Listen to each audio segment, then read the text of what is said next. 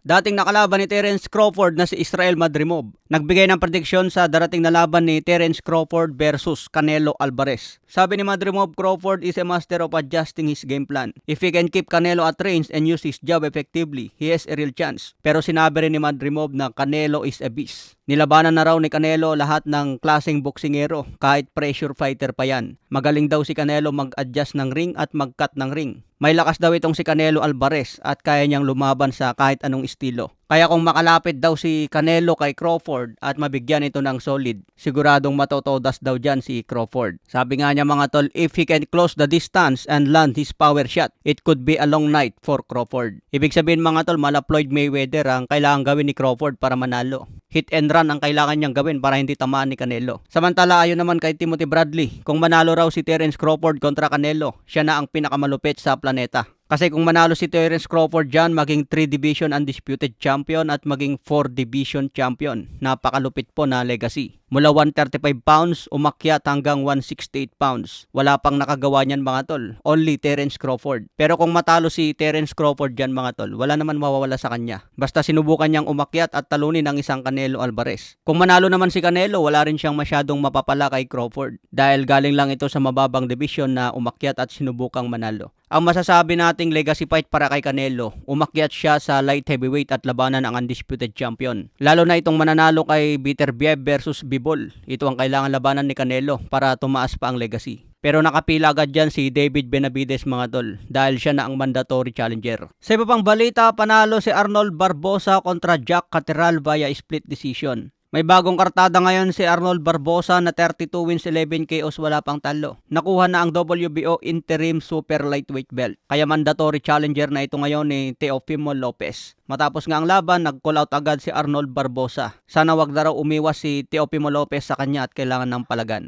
So maganda rin itong mga tol kung labanan na ni Teofimo Lopez. Malupit din itong si Barboza pero kulang sa punching power ito laban kay Teofimo Lopez. Kaya abangan po natin si Barboza kontra Lopez. Sa iba pang balita, Haring Turkey hindi daw siya pabor sa 15 round na labanan sa undisputed. Yung 12 rounds nga raw mga tol, delikado na sa isang boksingero. Mas delikado raw kung gawin ulit 15 rounds. Samantala Arthur Beterbiev natanggap na ang kanyang Ring Magazine belt. Abangan po natin ang laban niya kay Bivol ngayong February 22. Malapit na yan mga tol, matinding bakbakan ito.